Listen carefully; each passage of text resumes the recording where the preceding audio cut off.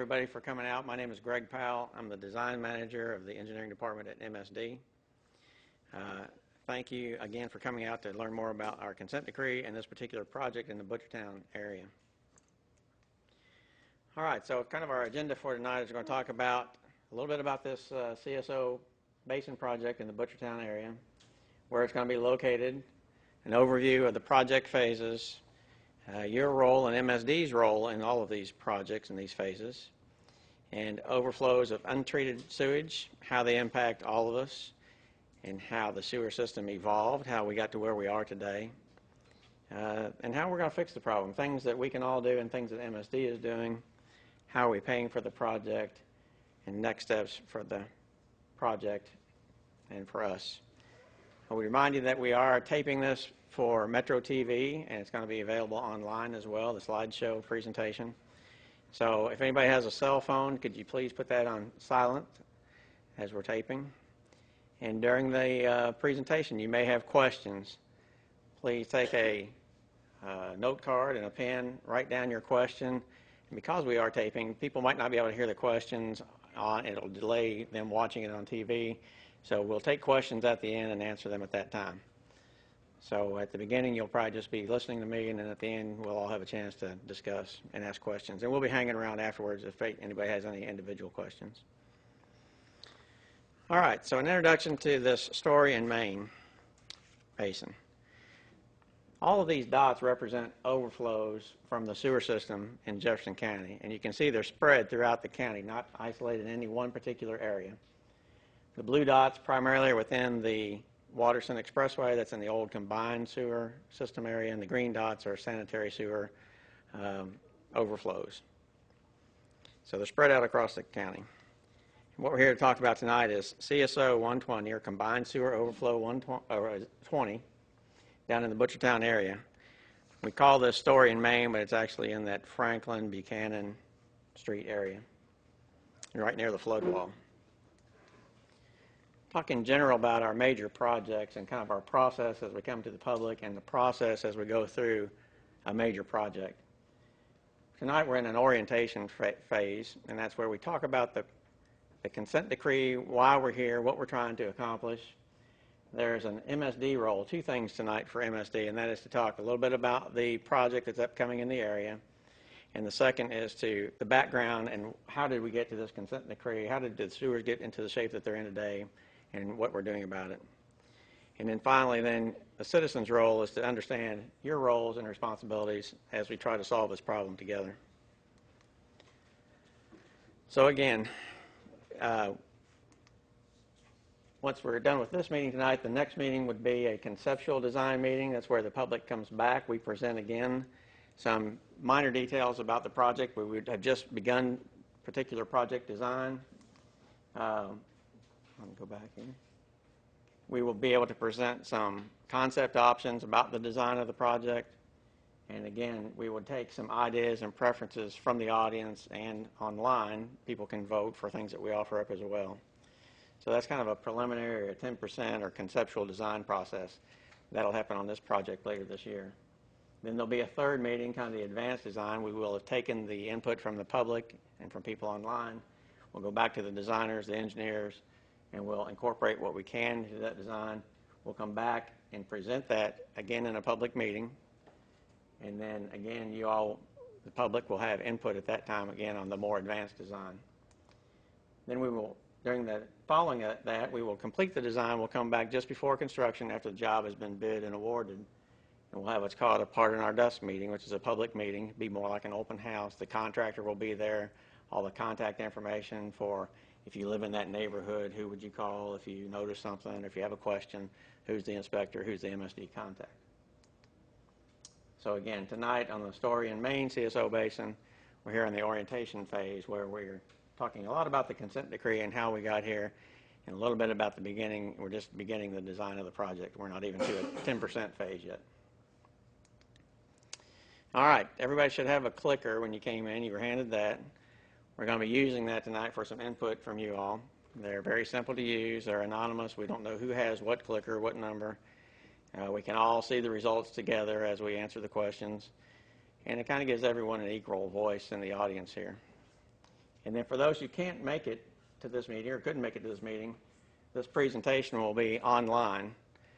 I noticed some people were taking pictures of the slides. This whole slide presentation will be available online at msdprojectwin.org. So you'll have opportunities to review all these slides online.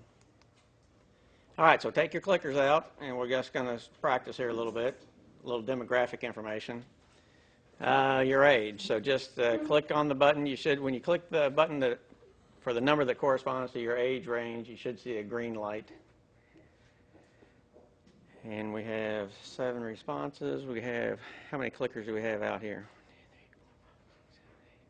We got 10. All right, so a couple more people. Has everybody voted? I'll take a couple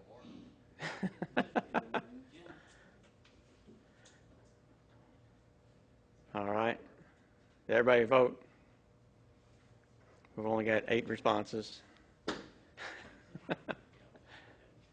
All right, hit the button again. You should see it. Make sure you see a green light. If you see anything but a green light on your clicker, raise your hand when you click the button. I saw a green light first, but then I just saw a yellow light. Okay, there's 10. Got it. You may have to push a little harder on the button than the first initial push down. All right. Yep, got to reset. There we go. All right. We won't ask you to self-identify on this, but we know a range that where we all are here. And just demographics of gender.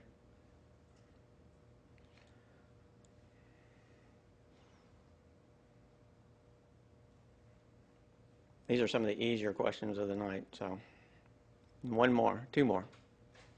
Push hard on the button. There you go. 1 more. All right, we're going to move on. All right. How did you hear about this meeting? And you can vote up to 3 numbers. It'll record the last 3 that you push. If you push 5, it'll only record the last 3 that you push. So you can vote for up to 3, 1, 2, or 3.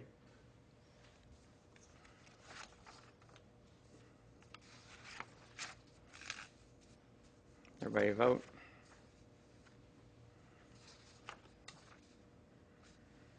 Okay. All right. So postcard was probably the most popular. What are your primary sources of information about MSD projects? Public meetings, Metro TV, Project Win website, print or mainstream media? Any one of those 8. You can vote for up to 3.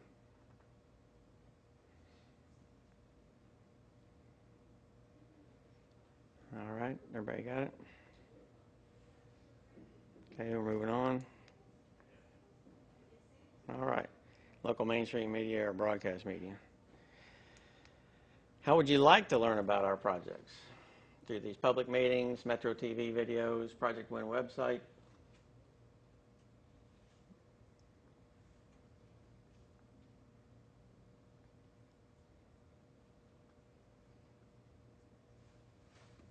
Okay. All right. Do the same way that you already hear about them. That's good. All right. Now let's move into overflows of untreated sewage. In Louisville Metro, we're blessed with a lot of streams, a lot of waterways. That's good for us. Creeks, streams, and the Ohio River. And these resources contribute greatly to our quality of life in the area. We get to enjoy those.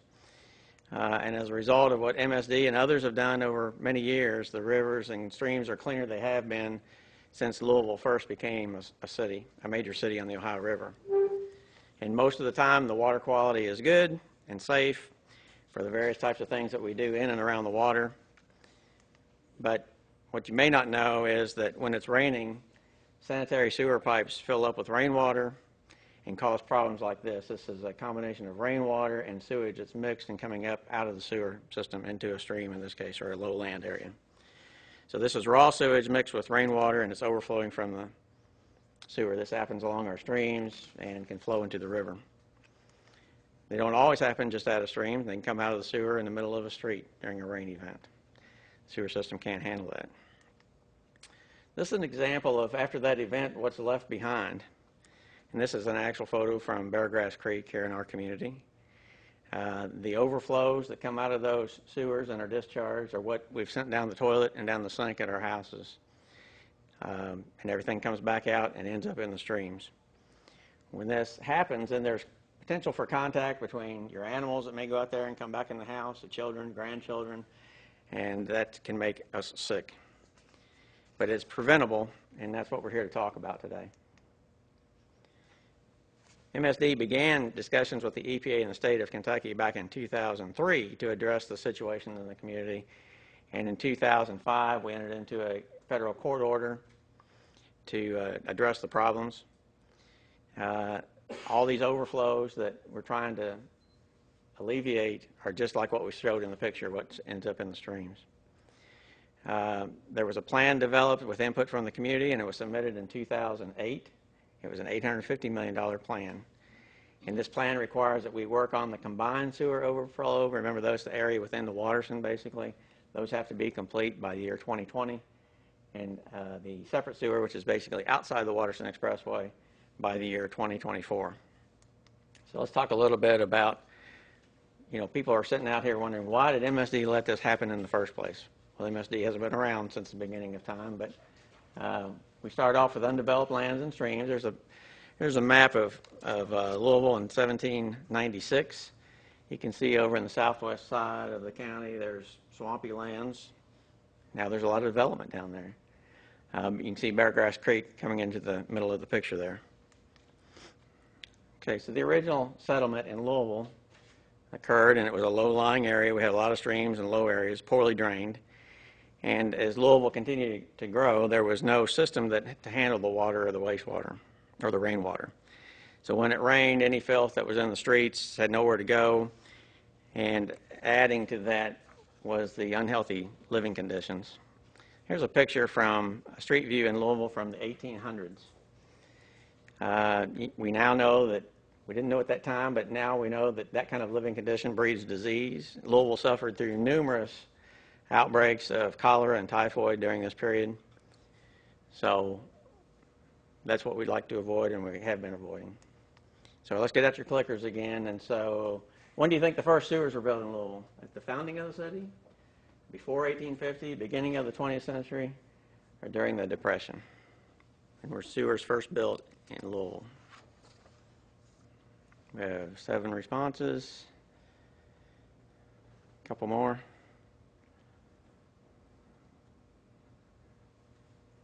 All right, we're going to move on.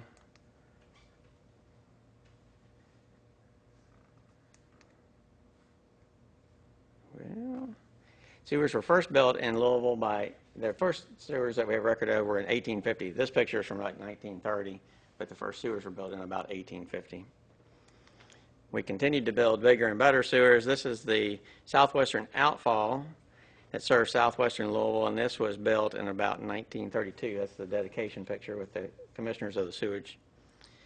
The only problem was when we removed our waste and put it into the Ohio River, you have Paducah, you've got St. Louis, we have cities that are downstream of us. So our waste was going down there, and in turn, we were getting waste from Wheeling, West Virginia, Cincinnati coming our way into the Ohio River as well. So that's kind of the history of, we just made it go away by putting in the biggest stream we could find, but we learned that everybody's downstream of somebody else's waste, and that's a problem.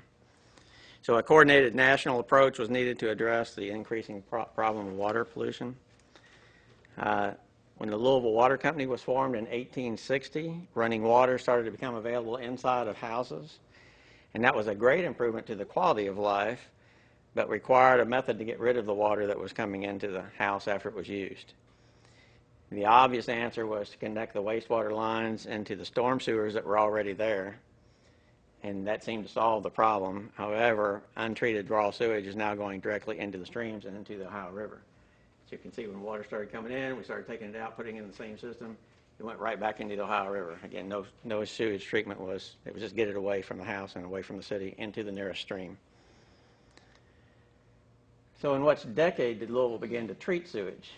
1900, 1930s, 1940s, 1950s, 60s. Remember, up until this time, it's just going out to the river. So when did we build our first plant?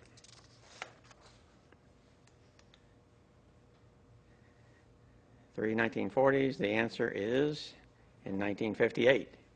Morris Foreman Water Quality Treatment Center was built. Now, let me explain this slide for a little bit. Remember, this was the same system, but what we did was, when we built the plant, we intercepted all the sewage that was coming out that line that was going to go to the Ohio River, or to the stream, and we made a low flow. So when it wasn't raining, we had an overflow weir here, which is a partial dam, so that when it was not raining, all that flow could go and flow out to the treatment plant to be treated and then discharged into the Ohio River. So what happens when it rains, then that sewer didn't have the capacity, it would overflow the weir, so the overflow then would go into the Ohio River. And this is what overflows look like. This is an actual picture of one in Beargrass Creek. So during a rainy event, that picture showed it going to the Ohio River. This is one that goes into Beargrass Creek in the improved channel area. It's an interesting question here. As little as blank amount of rainfall can cause an overflow. In other words, how little of a rainfall do we need to get before water and wastewater can come back out of the system, do you think? All right, everybody get time? Going to move on.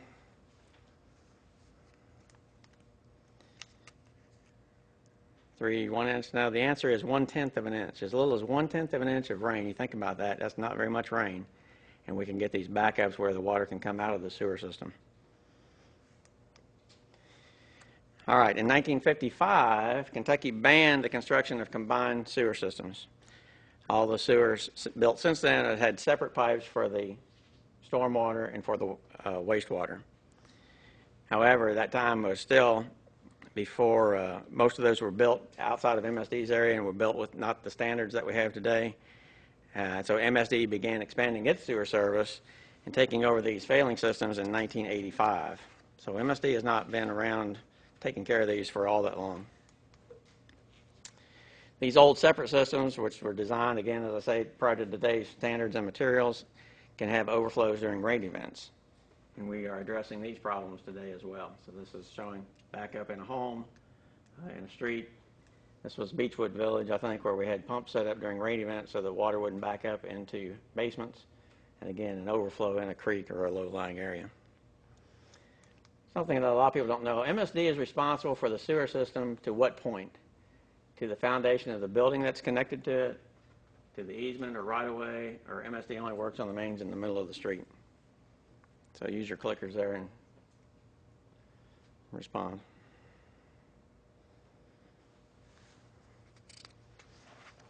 All right, everybody have time? Easement or right-of-way is what most people answered, and that's correct. So this, the non-shaded area is the easement or right-of-way. And there are some examples of what the problems are that we inherited in the public-owned sewers that we took over.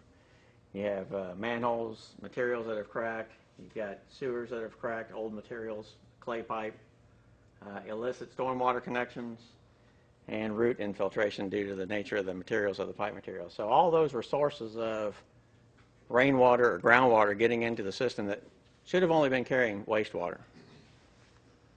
An example of that clay pipe in the old days, if you remember, you know what terracotta pipes or pots are, like plants in your garden or whatever, clay pots. That's what a lot of pipe was made of in the old days. So it didn't take very much for those to crack. The joints in those were very pervious so that roots could go in there, and then more cracking could occur as the roots grew.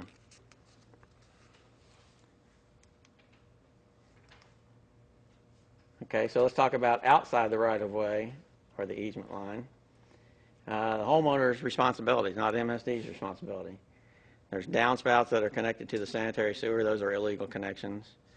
The things that you put into the sewer that maybe you shouldn't put into the sewer that makes it go away. Sump pumps connected to the sanitary sewer, again, illegal, against the plumbing code. An area or a yard drain that's connected to the sanitary sewer. And again, this the service line that connects your house to the sewer could have been made out of the old pipe and have problems in it. Cracks, joints, holes that could let groundwater in.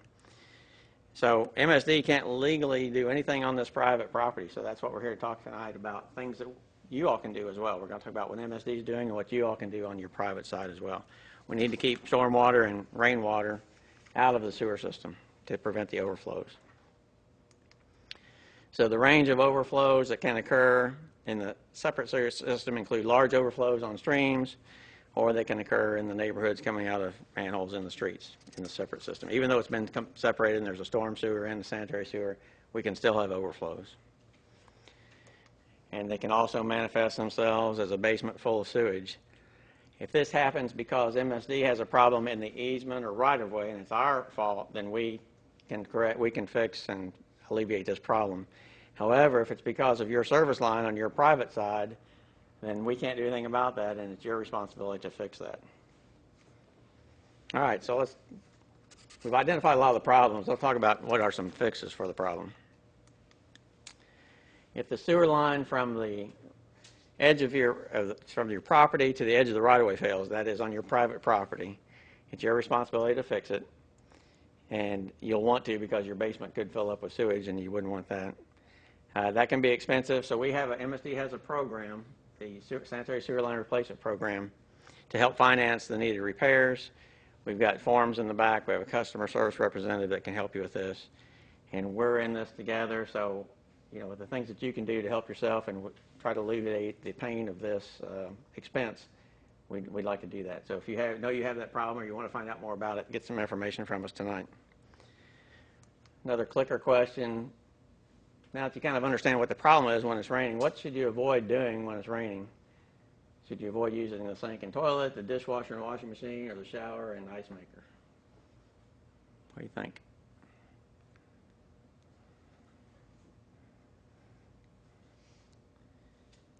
A few more people guessing or voting. All right. All right, okay, kind of a mixture between all three of them. And the answer is dishwasher and washing machine. Those are things that could probably wait until after the storm passes through. So they send a lot of water out that could help overflow the system. All right, so don't use the dishwashers and washing machines because that's when the sewers are absolutely full. It doesn't really cost you anything to wait to do that, but it makes a big impact on all of your neighbors and all of us.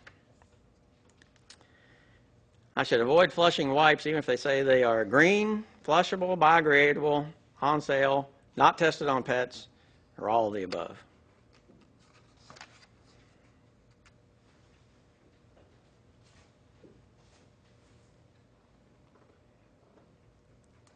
All right. All the above, I think that's a good idea. All those things that you can see this guy's working on a pump and he's pulling out some stringy material here. Those are things that we need to be putting in our trash and not be flushing down the toilet. It's not another trash can to just make it go away. So those solids like dental floss, Q-tips, hair, diapers, flushable wipes, hygiene products, those are things we need to all put into the trash can and not send down the sewer system. They're going to cause overflows or they're going to cause pump problems where overflows are going to happen in the system. So again, cleaning out some stringy material out of a pump housing. So what can I do? I should always put fats, oils, and greases on my garden in the trash, down the garbage disposal in my neighbor's garden, or in my sink.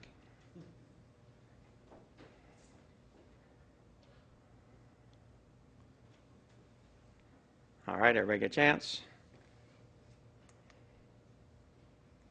Number 2, in the trash. That's exactly right. So put fats, oils, and greases in the trash, not down the drain. That grease, it may go away from your pots and pans when you're rinsing it in hot water, but not very far down the pipe. It cools off and it congeals again, and that just blocks off the capacity of the pipe. So put it in a metal can, let it cool, and then send it to the trash. My sump pump, we talked about that a little bit earlier, should discharge where? To a storm sewer, to my yard, to my sanitary sewer, or onto the sidewalk.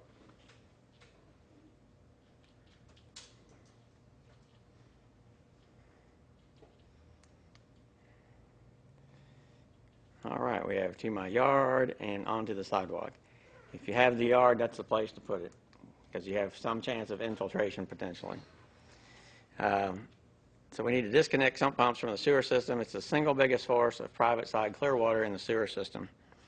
It's a violation of the plumbing code and a violation of MSD's wastewater discharge regulations, and there's tens of thousands of these in existence today. Many people who have them don't even know that they have them or what they do or where it goes. here's an interesting fact that the foundation drain pumps from 8 homes, from 8 houses, can overwhelm a sewer system that can serve 200 homes for just sewage water. So during a rain event, just the illegal connections of sump pumps from 8 homes replaces the capacity of 200 homes that could just have sanitary sewer going through the pipe. We have a program in place that will reimburse you 100% of the cost of the work to get rid of these discharges.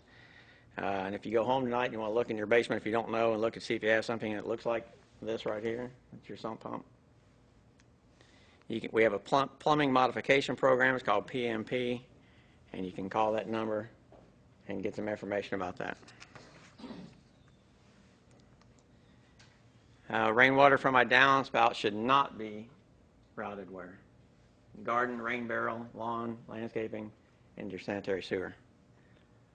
We should all get this one right, I think.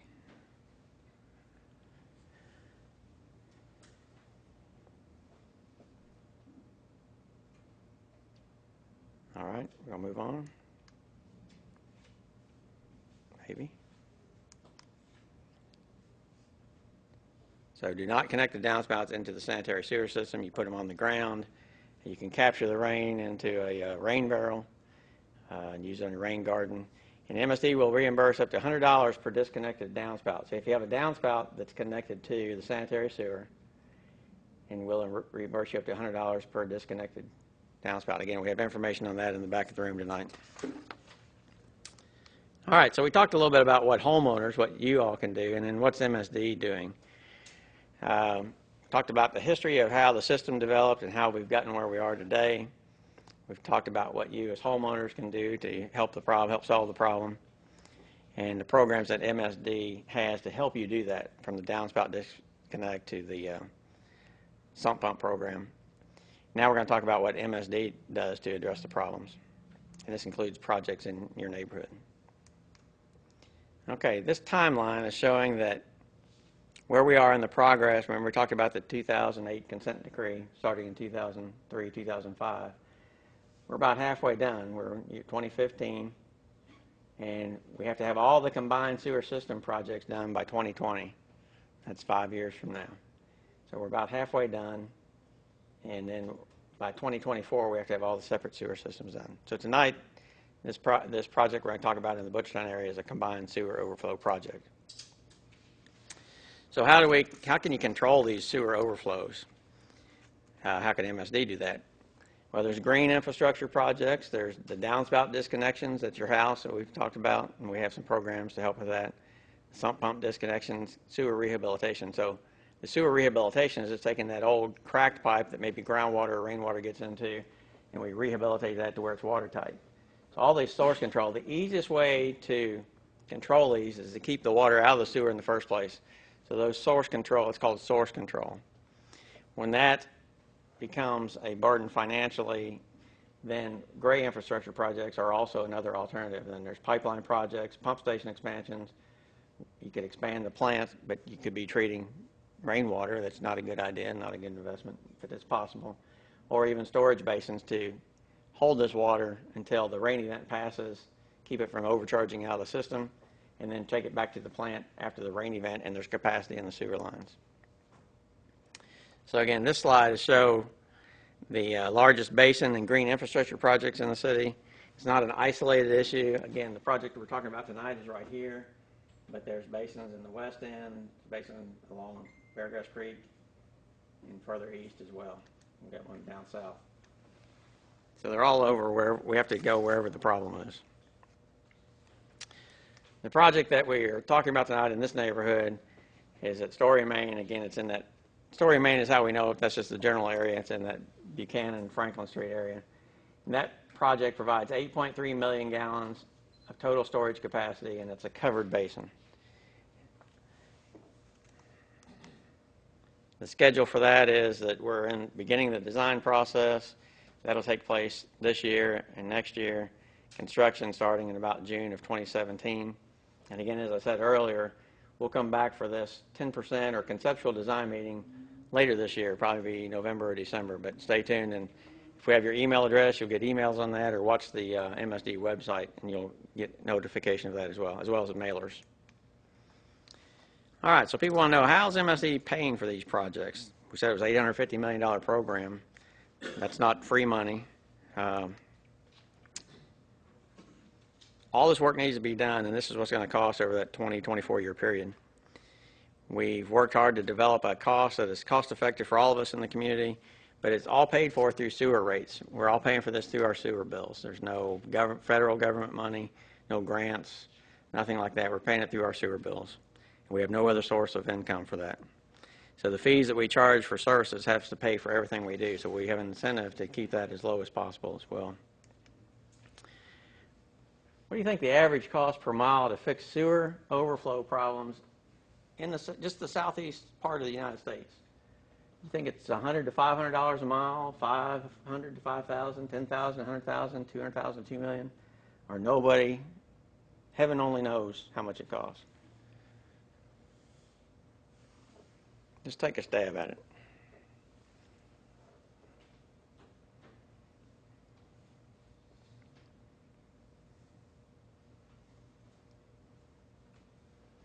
All right, we'll look at a chart here that shows 3 and 4, 10,000, 100,000, or 200,000, 2 million. Number 4 is the correct answer. When you look at these cities that are in the southeast, except for Indianapolis is in the southeast, Louisville, Indianapolis, Nashville, Knoxville, Sanitation District number 1, that's up in northern Kentucky, Covington area, St. Louis, Cincinnati area, and Atlanta. You can see in Atlanta it's almost $2 million a mile, and from the other cities we're doing this for about a little over $200,000 per mile. In Louisville is what we've been averaging. How about this question? The larger the city, the higher the average monthly sewer bill will be. Think that's true or false?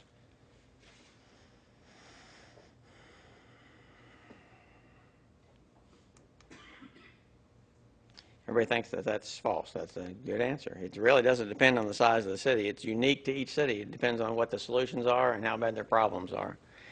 Louisville's fees, as you can see from this particular slide, we're not the cheapest, but we're way not the most expensive either as well. So we're in that $30 to $40 average.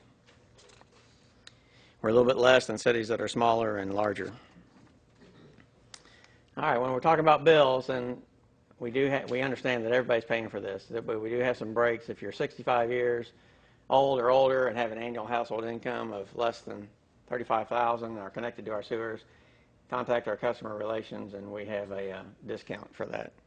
Do you have any better data that shows how long people will be paying for the bonded debt related to the 850 million gallon hour fee for $850 million?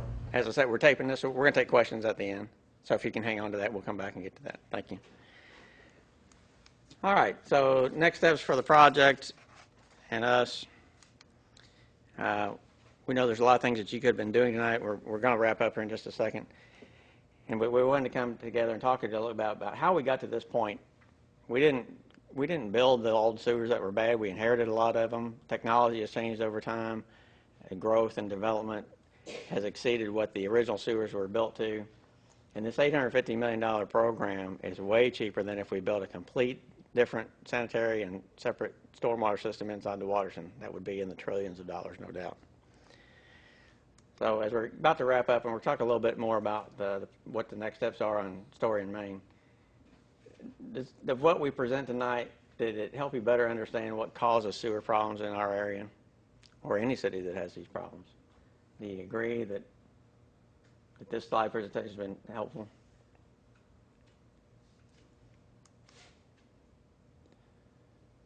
All right, we did a neutral job tonight. We have room to grow.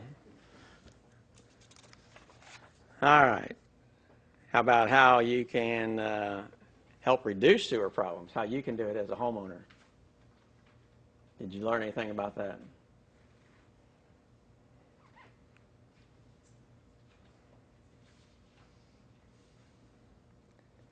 All right. All right, we did better on that one. We learned a little bit more about what we can do individually. What about, did you have a better understanding of what MSD is doing to help solve sewer problems? Did you learn anything about what we're doing that's helpful?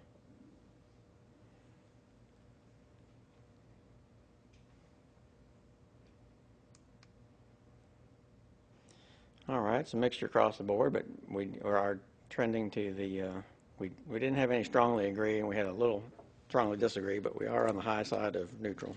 That's good. All right. You can keep this number. Again, this is going to be on our website as well. Call that number 24 hours a day, 7 days a week. You'll be answered by an MSD staff member around the clock every day of the year. And if you have a question or a comment or there's an emergency, please call that number. People that you know aren't here tonight, neighbors, people that you contact or talk to at work, play, home, whatever, they couldn't make it out to these meetings. We're trying to get as many people out to these as we can. It's difficult to do. There's never a perfect night to have everybody. But we are, within 2 or 3 weeks, this presentation will be posted online, particularly about this basin. Again, as we go forward, the next meetings will be more and more particular to the project. This is kind of the background of the consent decree.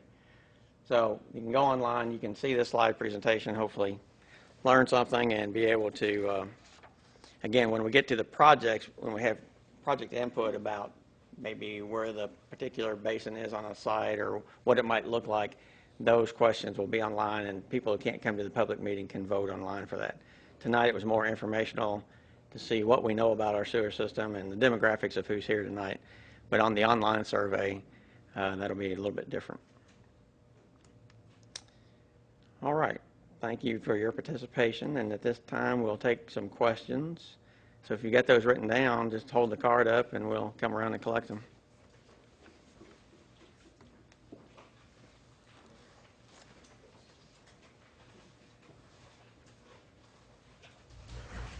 Can we not just ask you questions?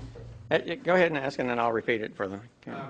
I understand that you all had 85 invitees to a educational program that you offered to industrial clients and others that was on the system. It was reported in the last April quarterly IOAP report that you all invited and held I think you had something like 16 meetings or something of an IOAP and MSD system classroom process. Do you know what I'm talking about? I'm not familiar with the classroom process. Well, it's on page 23 of the quarterly report of the April 2015 IOAP report. Okay.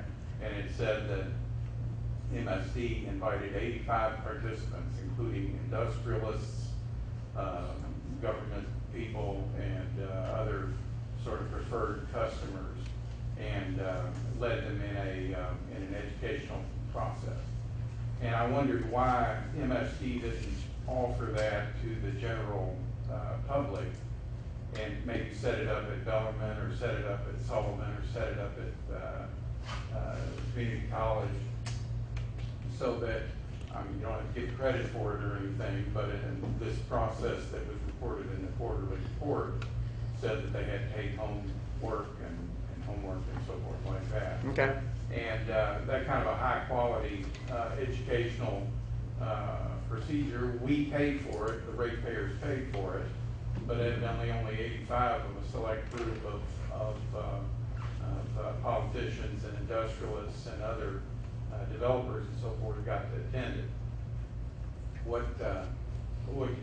That's my question. Okay. Let's do something like that for the general public so that they can announce these classes, and if people want to go to Bellarmine or go to one of the other universities and to really find out about the system, Okay. they can do that. Not being specifically familiar with that particular page of the report or having been involved in that process, what I'd like to do is research that and email you back. And I take your suggestion under advisement. Our website has a whole wealth of information on all these presentations are going to be on there, but we're always looking for good ideas to get more people involved and understand what we're doing. We try to be as transparent as possible, not to, I mean, again, we send out probably, what, 700 invitations to a meeting like this, and we get 10 people to show up. So we might, even if we tried that, we might not get the invitation or the attendance. I hear you. Could you email that to everybody here, not just this gentleman? Sure, if everybody has their email address out there, we could do it. Thank you. Could do that. And I'll just continue with one more commercial comment or question. And I may not represent anybody here, maybe they may have completely divergent points of view. But I understand that this is, you paid big money to a public relations firm to design this structured participation involvement here. You got a carefully programmed set of slides, and you've got audience participation with clickers and all this stuff. And it leaves me sitting here fuming because I was, where do we actually get into the nuts and bolts of what's going on with the basin? Right, as I said at the beginning, that this is the kind of the general quarterly consent decree, getting the word out of how did we get to where we're at, and what can you do about it as an individual homeowner, and what is MSD doing. But we're going to advertise for this particular project. We're just now beginning design. We just have the general area identified. So this is what's called the conceptual meeting for that, but it's really the background of the consent decree, why we're here.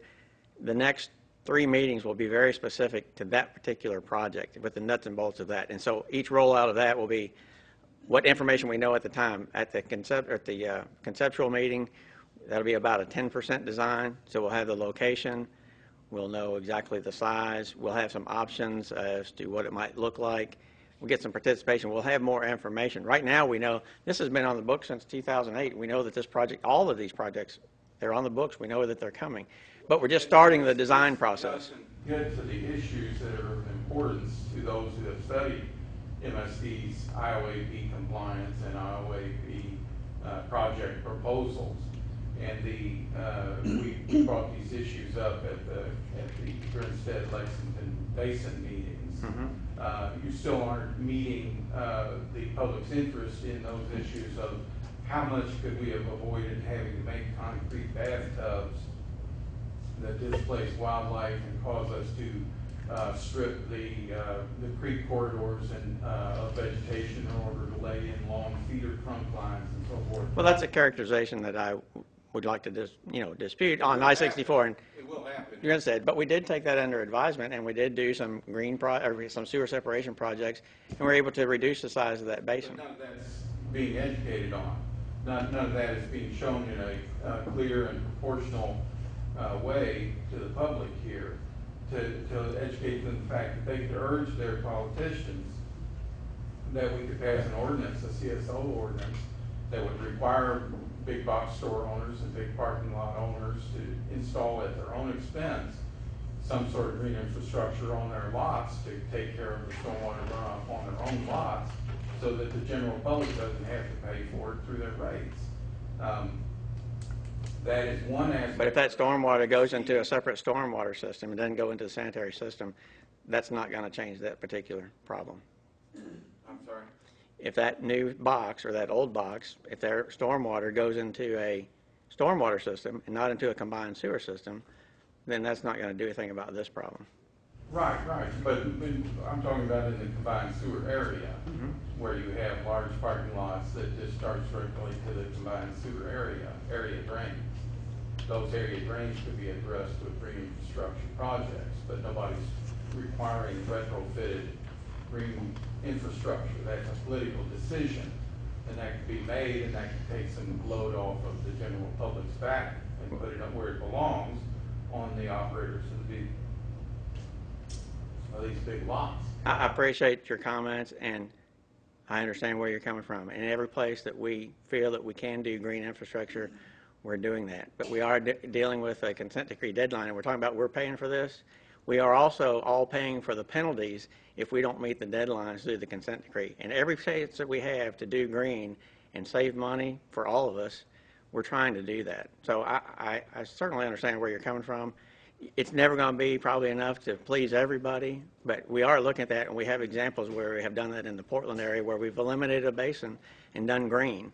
So to characterize that we don't do that, we have done that, and we will continue to look at that. Well, I have more comments, but if somebody else wants to make a comment. Yeah, if we want to do that, we can debate one-on-one after the meeting as well. Let's take some of these questions. Exactly where is the project going to be located? Let me go back and get that slide.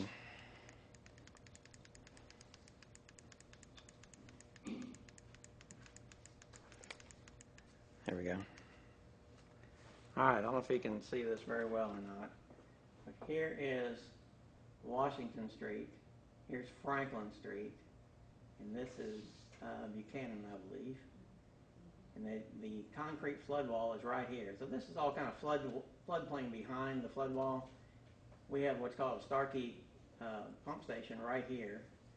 So it's kind of a dead end right at the flood wall, though there's an opening in the flood wall. So that's where the CSO is located, and then there's an outfall line that goes to the Ohio River. So the project, the basin, while we haven't purchased property yet, has to be in close proximity to this. Otherwise, let's say somebody says, hey, there's a great property over here. Well, we might spend $15 million just to transfer this overflow from here to there in a pipe system and have to purchase easement or right-of-way, easement or property all the way over there. So to save money for everybody, we need to try to find locations that are close to the CSOs to build these basins. Yes, ma'am. Are you looking at service tanks?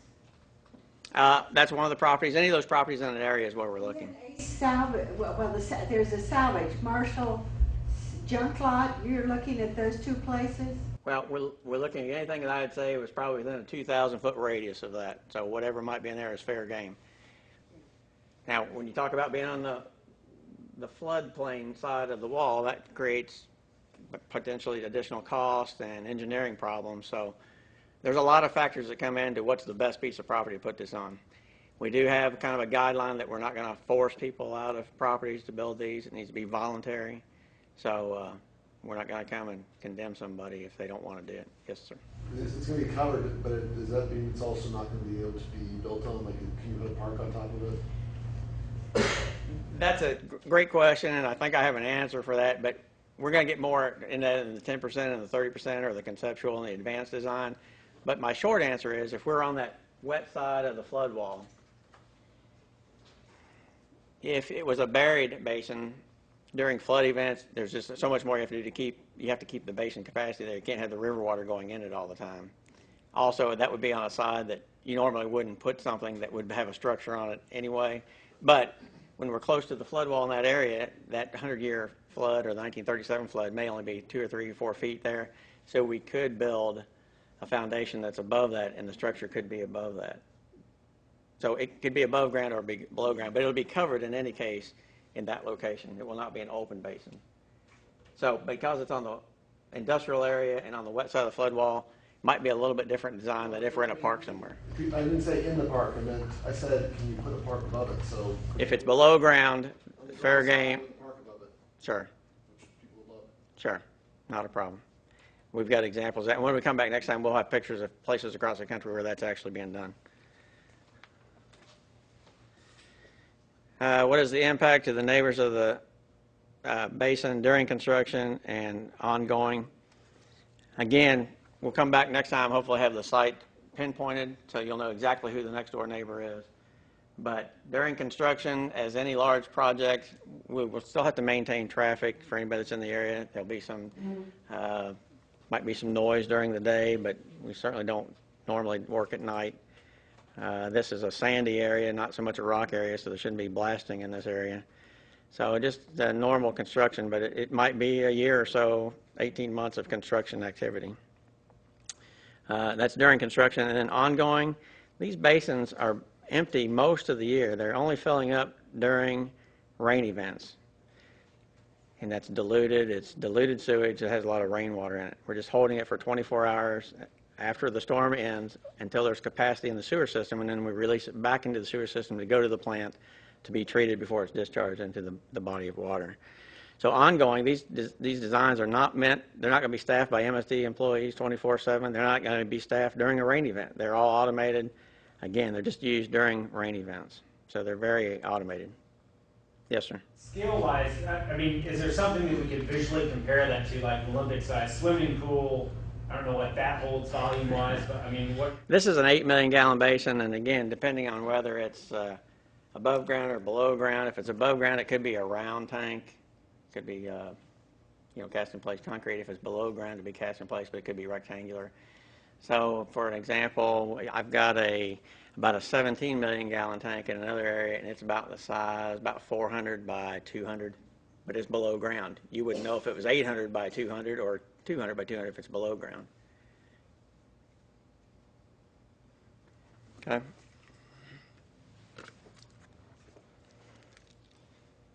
How many gallons of wastewater per day does MSD process for private industrial uses in Butchertown, and how significant of a strain on the system does this present?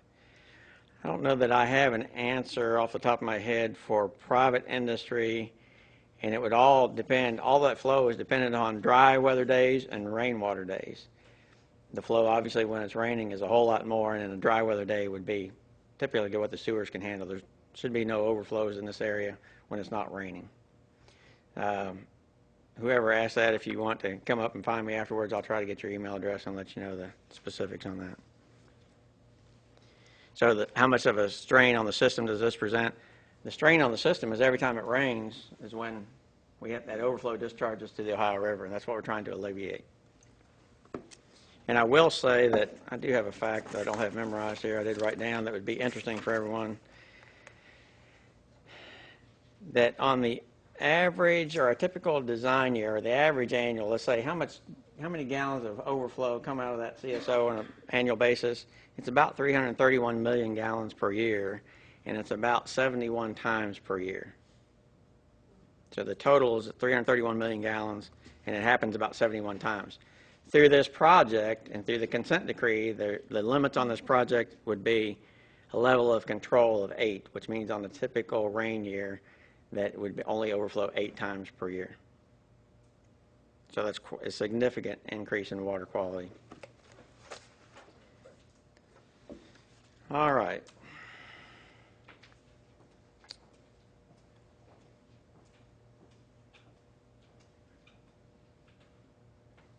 Okay.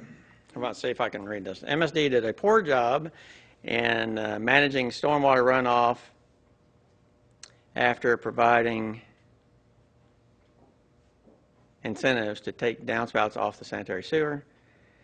The water from roofs was not directed away from basements for lack of oversight or information, and problems went from backed up sewers to flooding. What is MSD doing to better control roof runoff of houses that are taken off of sanitary sewer system? I agree with the practice and not the execution. So thank you for that comment. Basically, when we disconnect downspouts or sump pumps from the sewer system, we are preventing that sanitary sewer. You know, we talked about in the the mid 1800s, cholera and typhoid. We don't want sanitary sewer coming out of the system, and if we have all these sump pumps and downspouts are connected to the system, and every time it rains, diluted, albeit diluted, but wastewater comes out of the systems, and somebody's dog can be out there, somebody's kid could be out there, you could be out there, and that's disease-bearing water, and you're going to get that back in, and somebody might forget to wash their hands, they're putting it on the carpet, they're touching something in the kitchen. It's just an unsanitary and unhealthful situation. So it's kind of the better of two evils is we need to address that disease. Now, once we disconnect those and the downspouts then are now going to a yard area, then that's a situation where that's where the water's going to go, wherever it's going to go anyway. So if it's creating some other problem, that might be a drainage issue that needs to be looked at. And if it's something that we've overlooked, we might be able to take another look at that. But in some events, a storm event may be so great that there's just nothing that can be done about it. Yes, sir. This is addressing mostly the MSD came through, they paid $100 per downspout program. Everyone took their houses, downspouts off the sanitary sewer, took the $100 bill, and didn't do anything else. So you end up with, you know, thousands and thousands of gallons of water being drained between houses, against foundations. It didn't do anything with water, not putting it in the yard, they just put it right against the house. Right, and that's another example where rain barrels or something like that could help. Rain barrels, French drains, just a 10-foot pipe, anything. But MSD didn't do a very good job educating any of the people when they gave them $100, and there was no inspection or oversight. And I don't know if that's still going on, but my neighborhood is at the highest point in the Highlands, and we went from having sewer backups occasionally to almost every single person has to have a sump pump in the neighborhood now because, I mean, they need a sump pump in the neighborhood, because about every other house can drain the water away. Right. And so, you know. And it is a generality, but when we've had people disconnect their sump pumps, we've done this in whole neighborhoods, Beechwood Village, for example. You know, they need to have that discharge away from the house, and hopefully the grading of the yard gets it towards the street to where it gets into some system. Usually, if the curb, even if there's not a sanitary or a storm sewer system under the street, if there's a curb or a ditch line, it gets away from the neighborhood.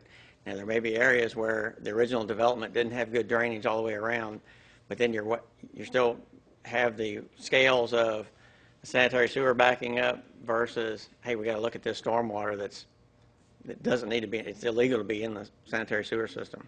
Yeah, like I said, I absolutely agree with getting the water out of the sanitary sewer, even out of the drainage system, the aquifer.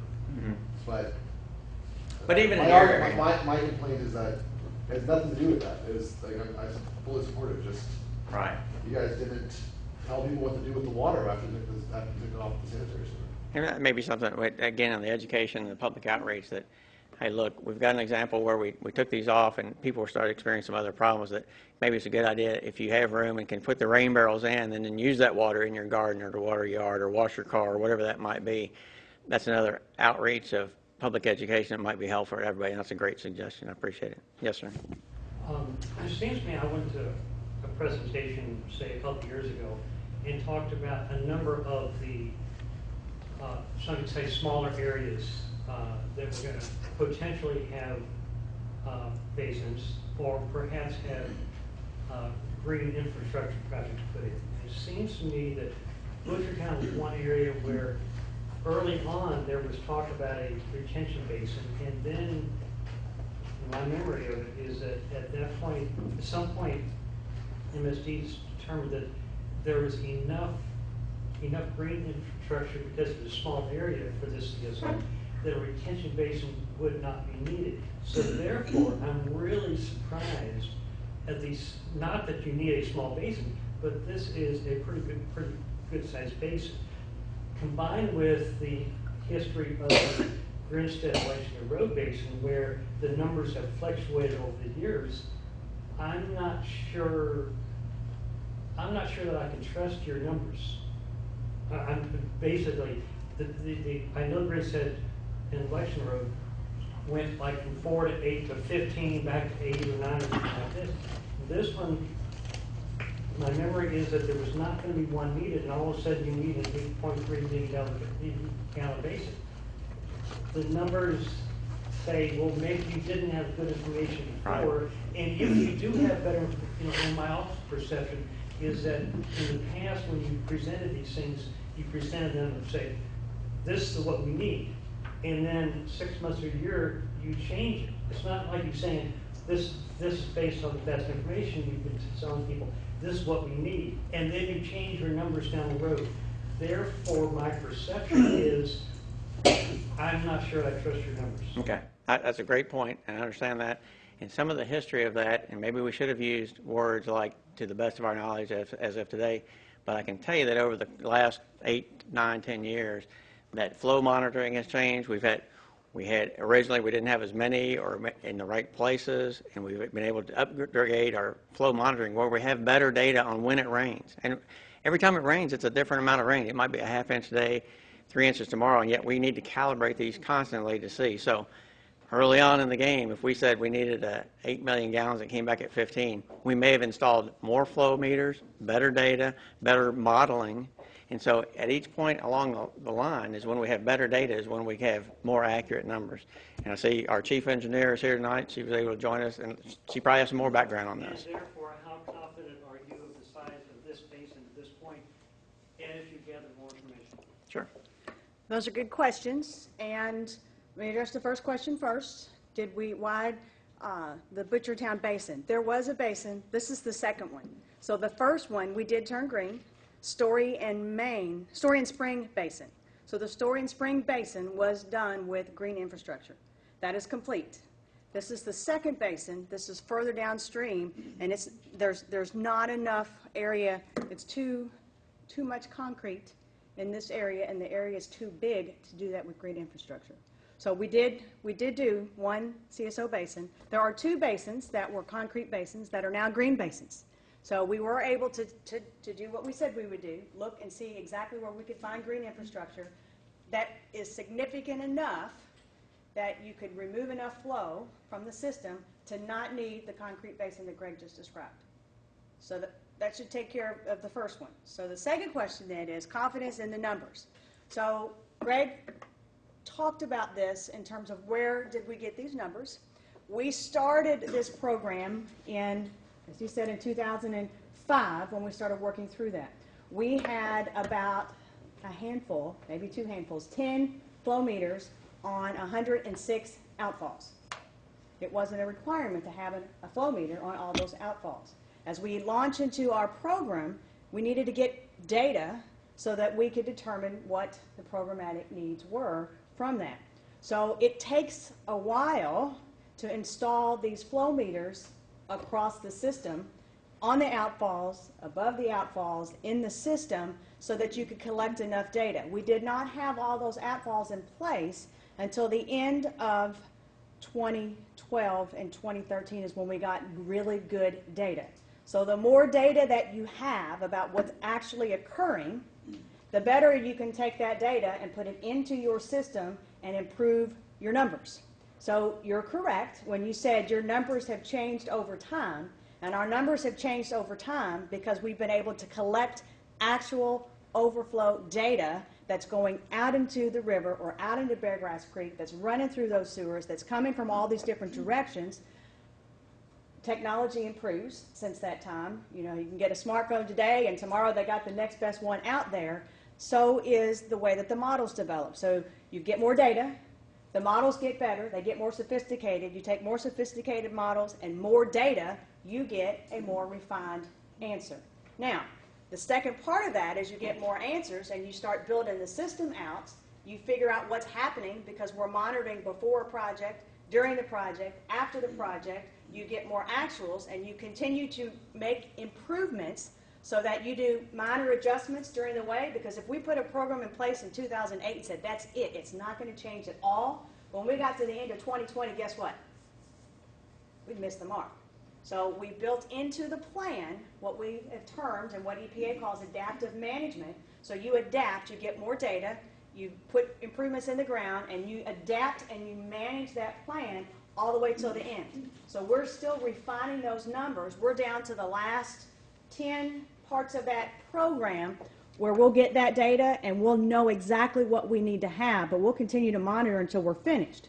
Because in 2020, when we're finished, we have 3 years to demonstrate compliance with what we originally said that we would do in 2008. So we'll continue to collect data, we'll continue to refine the models, we'll continue to monitor to make sure we get there so that when we're there, we got to where the target was when we really put the program in place. So great questions. Getting data out, getting information out, and having, you know, we live this every day, and if you're not connected to it every day, it's not going to be information that you have. That's accurate. I understand that was it April that MSD experienced a power outage at the Morris Forman treatment plant, and that was concurrent with some major rain events, was it not? And I think in that report, you all reported that you had 6 of the largest rain events in the last, 10 years or something. And my question is, this level of control, 8 overflows on the IOAP, the target, to have no more than 8 overflows per year. Has that been changed, or is that changing as a result of climate change, rain events, related rain events, or what is the period of years that you're averaging your rainfall modeling over, and has it changed as a result of recent increases? Several questions in there. So so Mr. Hickson talked about there was a significant rain event on April the 3rd. Lots of folks flooded from that rain event. That was a larger rain event than this is designed for. So this is about a 2-year design event. That was over a 100-year design event. So two totally separate things. We're not planning overflow control to a 100-year level, 2-year design storm. So that's one thing. But that 2-year and 100-year estimated gallons level is based on what period of averaging? So the question, let me phrase it a different way to be able to answer that, is what are we designing these basins to? We do know that we are seeing bigger rain events in a typical year. We used to see a rain event of 3 inches in a day, that we would see those maybe once every 5 years, once every 10 years on record. In the last, when you look at from the period of 2005 and you go back, that's right, if you go back 50 years, we had roughly 20 days where we had more than 3 inches in a day. Significant. In the last 11 years, we've seen that 11 times.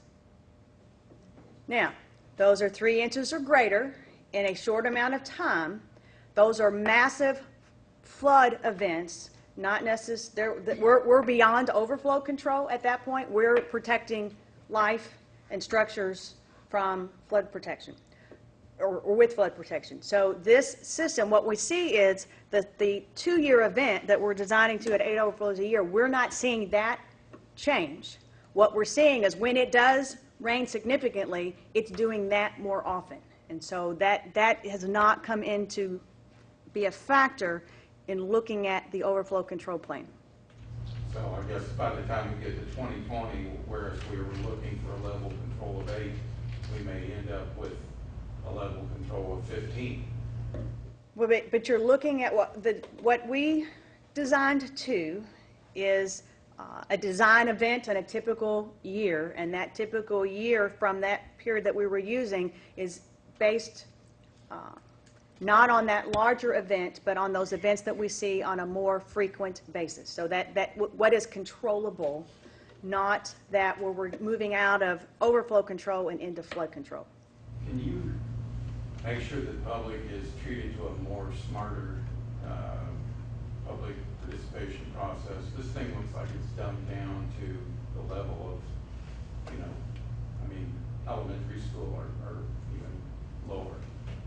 I think most of the people in the community are ready for a smarter presentation of MSD's facts, figures, and particulars. And it would be, I think most people came here looking for more detail. Mr. Hickson, I appreciate your comments, and we continue to refine this process, and we overhauled it significantly since last fall, even to be able to get to this point. Yes, sir. Does MSD own land in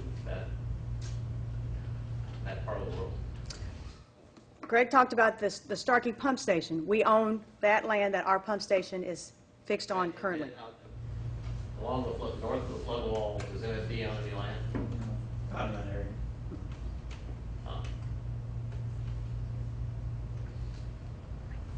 Surprising. Yes, sir. For this basin, I know somebody else asked the size the basin might be, and various basins can have different depth, which would also, the capacity. So does this basin have the surface area could be impacted by how deep it is? Does this basin have any limitations on how deep it could be? So which would make, if it was deeper, it would make a smaller footprint. We use some engineering economics for that. If it's, let's say it's 10 foot in diameter, but it's got to be 2,000 feet deep. Well, the pumps to overcome that head. So there's a lot of considerations for that. There will be an optimum depth to area ratio when we're talking about pumps, electrical capacity, pump capacity. How available are those pumps? So you wouldn't want to get an off-size pump just to handle something extra deep that might be difficult. It's specialty made, might have to be difficult to get spare parts for. So try to design those head conditions to where it's a readily available pump. I was thinking more that you wouldn't want to have something, 500 feet deep. Right. But I was taking it to an extreme. But is because of the height of the land, is there any, does does that cause a problem or lack of problem for the footprint and the depth? A lot of that depends on how much land is available and what's around there. In other words, this is behind the flood wall, not going to be that visible by people, not used every day by somebody. Every site's a little bit different, but those are great design questions that when we come back at the next meeting at 10%, we will have some of those parameters. We might have a minimum and a maximum and a depth that we can get into and talk about that, but we're not even to that point on the design at this point. But something that will certainly be looked at during the design. I'm sorry, did you say, you mentioned something about 2,000 feet from that station? I'm just saying that I'm just throwing a number, so everybody's going to run away and remember 2,000. But there would be let me get my pointer here. Since the overflow occurs here and a pipe goes out and discharges to the Ohio River, if we want to build a basin right next to it, we might be building 50 or 100 feet of conveyance from this CSO to the basin. If we have to get a property over here or somewhere, pick the distance, 1,000 feet or 2,000 or 5,000 feet, the farther you go, the more properties you're impacting, the more disruptive to the community, and the greater the cost because you're building a pipe system that you wouldn't have to build the closer in proximity to the overflow that you have. Yes, sir. I believe until very recently, MSD did own property at about Cable Street in Franklin, a large property there. Did anyone determine the feasibility of locating this on that property before it was declared surplus? And sold? I'm not familiar with that property. Where JPS Swift is parking their trucks now. Yeah. I'll give you my email address and I'll get you an answer on that, but I'm not aware of that. You said it was. We did used to own Cable Street. We don't own that anymore, to my knowledge. And Ms. Graham, our project manager, said there is a small piece here. We don't have a facility over there, so I want to answer the question, do we own something? You know, my knowledge is saying there's not a facility there, but we may have a piece of vacant land that we had there that I'm just seeing here, that we can look at this. It's not, we don't have it on the screen. And I'm just wondering, before that land was declared surplus and sold, did anyone at MSD determine the feasibility of locating this basin there? It There, was if looked at. you located in that area, again, we're gonna come in detail for the next presentation. Okay. But if you located there, you have to cross railroad, the railroad, and it's gonna be very expensive too. Yeah, we did look at that. I do remember the property now, and Steve, Emily, and I did look at that. Otherwise, we wouldn't have sold it or declared it surplus. Is this basically the overflow that the Starkey Pump Station can't handle during wet weather? It otherwise, in dry weather, this is the flow that the Starkey Pump Station sends in the Ohio River interceptor over to Morris Swamp, right? This CSO is during wet weather events, not dry weather events. Is it right at the front end of the starting plant, pretty much? It is. It is CSO 20 coming, but it's taken, all of Beargrass Creek is coming down to this point. So this is the last place in the system right there at Beargrass Creek. Could you all generate an estimation of source control acre feet or something based on pervious that you wouldn't otherwise have to retain for 24 hours and send for treatment if you used source control methods? Are you able to pull that out of your data right off the? It's not a calculation that we would have.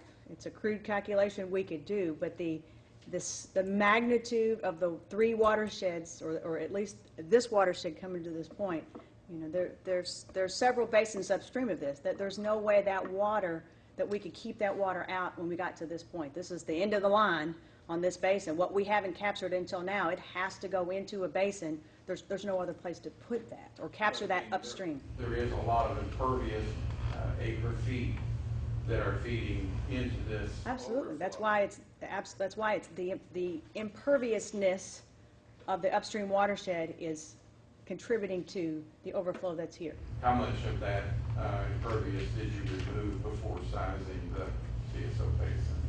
In this particular area, at this point, to my knowledge today, none from this point, because there's none when you got to this downstream location because of the distance that it's traveling, coming from. There's not another place to do that. to have enough land, that significant piece, to be able to infiltrate that into the ground. Where does the Starkey CSO overflow go into Beargrass Creek? I mean, it doesn't go out on the street. I used to have property right at 1027 Franklin Street. It goes into the river. I mean, where at the river? How does it get out there? Because they're building the expressway over there. Is there a big pipe that? It's all underground. It's about 40 feet deep, Yes. 20 feet, 40 feet deep. About 20 feet. And where does it go from, is it or Buchanan Street? Does it go straight to the river there Yes. from Buchanan Street? Yeah, it'd be the straightest line from that to the river. It's 40 feet deep and About 20. 20 feet deep, and how big is it like about a 20-foot wide pipe that's going straight down to the river? I don't remember the exact size, but it's about 20 feet deep, and, it goes straight to the river. And where do you find the outflow?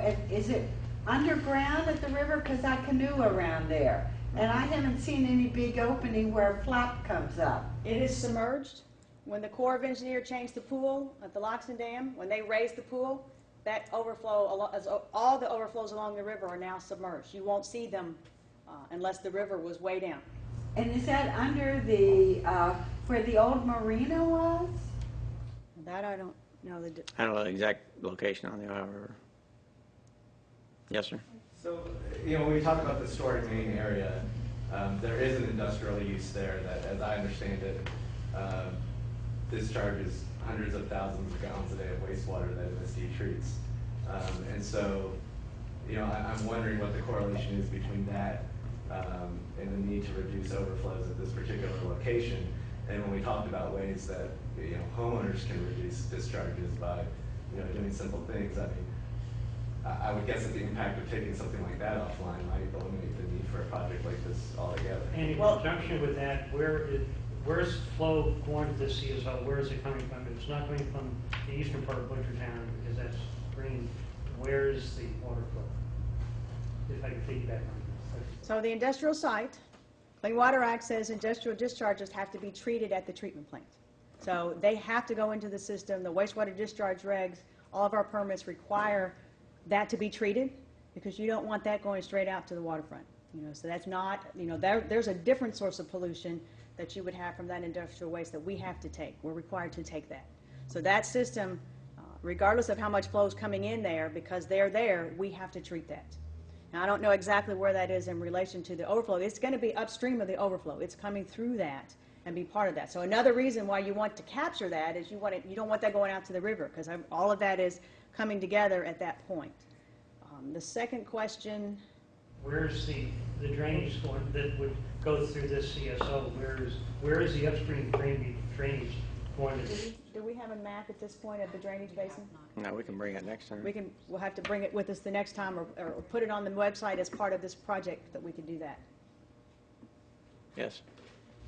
Been talking about it, it's jogged my memory. I've walked from that when the water's been low, from that point all the way up to South Fork Canal, Beargrass Creek. I'm part of the Indirect Graffiti Abatement Coalition, so we do tracking and mapping of all the graffiti in the canals, which haven't been removed in a while. But the reason why I bring it up is that South Fork Canal, you know the dimensions of it, like this rough, like 20 feet high, 30 feet high, 30, 40 feet wide, the ballpark, is that right? I would think. Ballpark, yes. Assuming, not for a flood event necessarily like what we had in April, but I assume that most of that canal is probably quite a bit higher than that basin. And I know that there's no places along it to trap water. It's water enters it, just runs the length. If you had a rain event which was not a flood event, and you were to put, there's a word you guys had for that floodgate that rises, goes up and down with the water. Would you be able to store water in the canal to prevent overflows? I mean, it's got to be large enough to store like 100 million gallons of water. But the overflows are happening in the sewer system Before it gets before it gets to the canal, to the channelized section of Beargrass Creek. So Beargrass Creek, think of if we traced a map of Beargrass Creek, it's going, out Shelbyville Road as part of that, as part of those forks coming in. That's all stormwater for the most part coming into that point. Not when it gets into the combined sewer system. Some of those outfalls that are coming into it is where the water has left the combined sewer system. Those dams that Greg showed you where there's weirs were in place. What can't get into the treatment system is going over those weirs and going out into the system. At that point, unless you intercept it with one of these basins, it's out into the system. But if you backed up Beargrass Creek, you'd be flooding everybody upstream of that. This is just, I mean, that's why is that the same, but I think it doesn't matter because I think you made the point that that's stormwater, not sanitary. Right. Well, except when the combined sewer overflows go into it, which happens along the bikeway between Jim Porter's and Arlington. So in answering this question, did you say the wastewater from Swift goes directly to the sewer treatment facility and it doesn't go into the combined sewer? Or was your answer yes, really the reason for this basin is all of the wastewater that has to get treated from Swift? The reason for the basin is not wastewater. The reason for the basin is stormwater in the combined sewer system that's causing that's mixing with the sewage that is meant to be there. Right. And it overwhelms the volume of the system, and whatever's in there, what can't get into the plant or into the lines going to the plant, if the rainfall is enough, is overflowing into Beargrass Creek, into the Ohio River. Part A of the question is the volume that's in there heavily influenced by all of the volume that comes out of the No. sewer line? No. When it's not raining, we handle the volume. Yeah, There's we no handle discharge. 100% of swift flow when it's not raining. We handle 100% of all sanitary sewer flow when it's not raining. So if you didn't have the swift flow and it's raining, you have the issue. Well, yes. Okay. Yeah, because if any one business or any one home isn't necessarily the contributor. Our issue, as Greg said, isn't in dry weather, normal dry weather flow coming through the system. We handle that just fine. It's the way the system was built by allowing stormwater into the system. The system started as a stormwater system. And as the city developed, they just said, well, wow, there's a great pipe here. Let's put the wastewater in it. Just like every city east of the Mississippi River, every river city east of the Mississippi River has the exact same problem that we have today. They're all dealing with this the same way that we're dealing with this, with basins, with green infrastructure, with any way that you can find that is most cost effective for your city that meets the requirements the federal government has put on your particular city. But if Swift's flow on an average day is 15 million gallons a day or whatever it is, it's part of the sewer overflow that goes into the Ohio River if it can't otherwise be dealt with. Absolutely, but Just so like it's- anybody's house in the right. same area. Everybody's house, every hospital, any facility that's out there is the same situation. Only it's a swine abattoir and has, I don't know what their pre-treatment of rain is, perhaps you can tell us, but it's got a lot of biologicals in it that are released to the river environment. Do we have, it's 8 o'clock, so we've been here an hour and a half. Are there other, respecting time and taping for TV, are there other questions related to the overflows, the basin, and response to what we're doing here to satisfy our federal order? We've given you the details that we have to date. The design is not at a 10%. We don't have those other details that have been asked for. The next meeting that we schedule, we'll have that. We'll have that information. We'll have some information to talk from. We'd love to have this room full. We said we sent out 700 invitations, and we've got a lot of empty chairs. So, we'd love for you to bring your neighbors, bring those that maybe recreate in this area so that we can all work through this together. And you're going to bring maps, right? We'll have maps. Yes, ma'am. I'm sorry, just one thought. And while you haven't purchased the land itself or anything yet, it's gonna be in that green box, so. Yes, I would say that's a fair assumption. Well, it has to be close to the outfall. The water is leading at that red dot. The farther away you get from the red dot, the more destruction that you have to do overall to solve the problem. So it's more cost-effective to solve it as close to the place that's leaving the system as possible. Thank you all for coming. We'll be around to answer any more questions.